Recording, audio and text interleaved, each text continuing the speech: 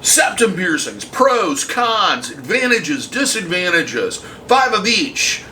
On Pros and Cons by a Piercer, that's me. Episode number 17 coming up right now.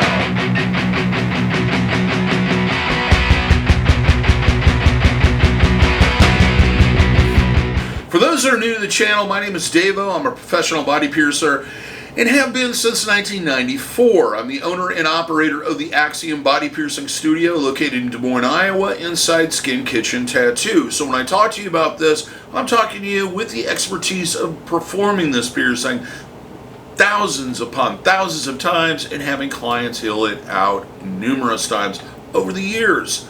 Now, let's get into it. I'm going to give you 5 advantages, 5 pros, 5 cons, 5 disadvantages, and also a few hints as far as this particular piercing goes.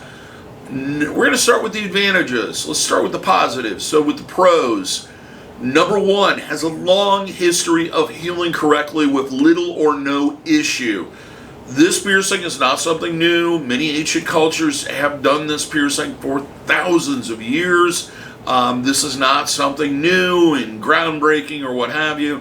You are probably going to have a fairly easy heal and a very somewhat successful one. Number 2, this piercing can be hidden. It's probably the only, maybe the tongue piercing, but for the most part, it's the only piercing you can get on your face that can easily be hidden for professional reasons or family reasons or what have you. Generally, if you do this piercing with either a septum retainer or wear a septum retainer, which is kind of a U-shaped piece of wire, or even the more common circular barbells, which is what I generally suggest, because they're a little bit more secure, you can flip the jewelry up inside your nose, and unless somebody's looking directly up your nose, they're probably not going to know that you have this piercing. So it has that ability to be kind of camouflaged if you need for professional or other reasons. Number 3, this piercing can be as subtle or as dramatic as you wish, depending on the type of jewelry you wear and how tight or loose that piercing or that jewelry is. It is one of those piercings where it's easy to kind of fluctuate from size to size, as long as it doesn't put too much strain on the piercing itself. Number 4, there's a lot of different types of jewelry that you can wear in this particular piercing. Because the popularity has been gained over the last 4 or 5 years, we've seen a large variety of different styles, from very simplistic to extremely elaborate, elegant, high-end, fine jewelry. So there's a lot of different types of jewelry, styles, etc.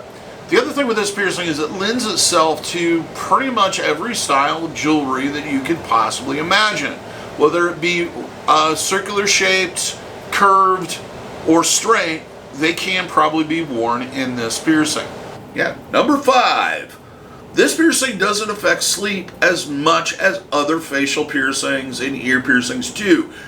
Generally, most people don't sleep flat directly on their nose, so you don't have to worry about trying to figure out how to elevate it off the bed and etc. like you would have to with other piercings. It's also really easy to isolate and leave alone. It's not a piercing that's going to be constantly coming in contact with items, so that makes it a little bit of an easier heal and less prone to infection or other problem. So now we got the positives taken care of, let's get on to the negatives.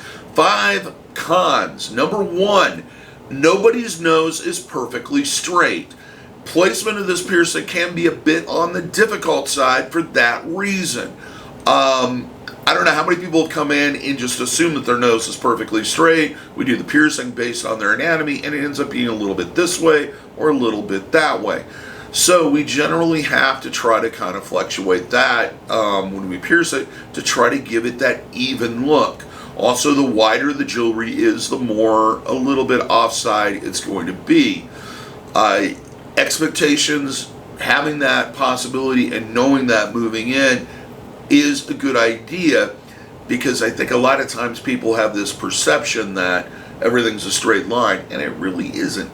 So visually it may be straight or may not look straight, but anatomy wise it may be straight. So that's one of the reasons why you want to try to find a skilled piercer to do this piercing. Number 2, this piercing has a lot of social stigma to it. It can be one of those piercings that can affect employment and can affect how you interact with people that are a little bit more on the conservative side. However, it seems like in recent years it has become more acceptable. Generally, if it's done with a small enough ring, or once it's healed, the small enough rings in there, it can be very subtle and not as distracting. When you have those larger gauges and those larger diameters, it tends to be more abrasive. People are a little bit more shocked by it. So keep that in mind. It may affect how people interact with you. Number 3, back to number 1 with the problem with the nose not being perfectly straight. Sometimes during the healing process it may shift a little bit this way or that way. Part of this has to do with inflammation, and during the initial healing period, I've had clients where we pierce it, it looks perfectly straight 20 minutes, 10 minutes afterwards. Then they call me the next day and say it's god-awful crooked.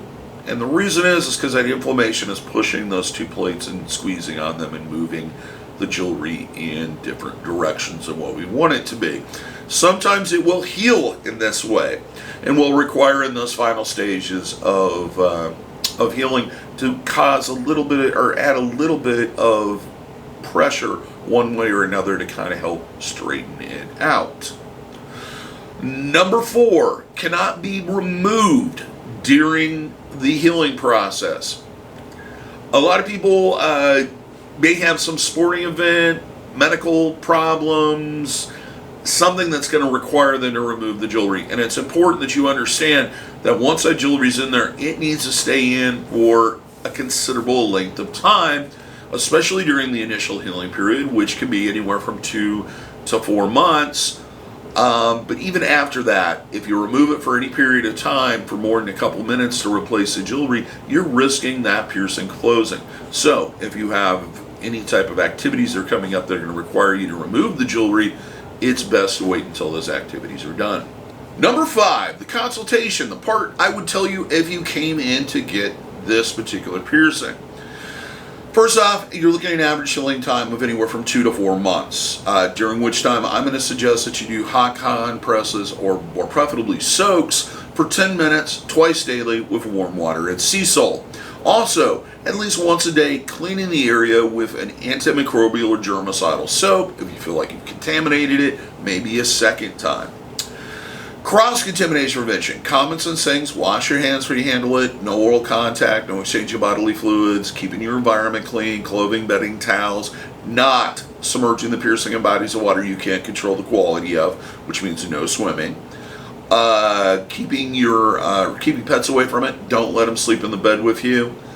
Additionally, try to keep makeup away from the area. If you use anything that comes out of a spray can or a squirt bottle, you want to shield with a fold-up paper towel.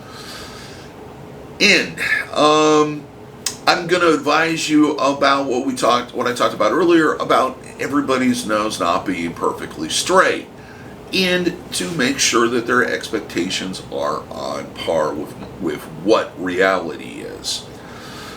Now, additionally, I would suggest when you do go in for your consultation, talk to your piercer about what methods they use and techniques they use to do this particular piercing.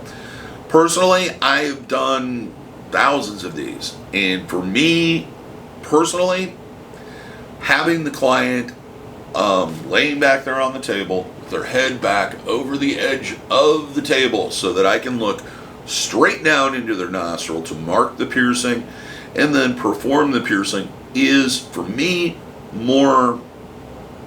it's easier and tends to create a more straight and even piercing.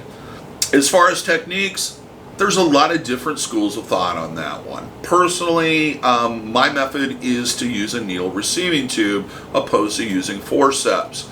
Forceps, for some people, work really well. The problem is you definitely have to have them positioned correctly. Also, that tissue can sometimes roll back and forth, creating a crooked or off-center piercing because you've totally distorted the area. You don't know how it naturally sits. With a needle receiving tube, you just have it on one side, you look at the anatomy, and you know where you're going through. Everybody's different. Talk to them about why they want to do it one way or another. So let's talk a little bit about placement. Now, the piercing should be done through what we call the sweet spot, and the sweet spot is located between these two plates of cartilage. The thicker one, that is the septum cartilage or septum bone, and the bottom one, which is kind of this little flap that sits on the top. If you're curious, take your index finger and your thumb, stick them inside your nose, don't pretend they've never been in there before, and then pinch down. You'll feel kind of a thinner area between the two. That's what we generally pierce through. It's usually as far forward as possible. With some people, that cartilage kind of goes like this. The bottom plate kind of goes up like this and like this. And we really want to pierce as far forward, so sometimes it's deep inside the nose. A lot of people will go around and say, oh, that's wrong, you were pierced too high. No, if your sweet spot's there, your sweet spot's there. And actually having it further inside the nose and further away from the face tends to make it look better. The other thing is this misconception that the cartilage cannot be pierced, that it's somehow dangerous, it's going to cause all kinds of issues. I've been piercing for over 25 years. I have heard this numerous times from various different piercers. They just flat out say, no, you can't do it. They don't really have a reason. They've just been told that over and over again.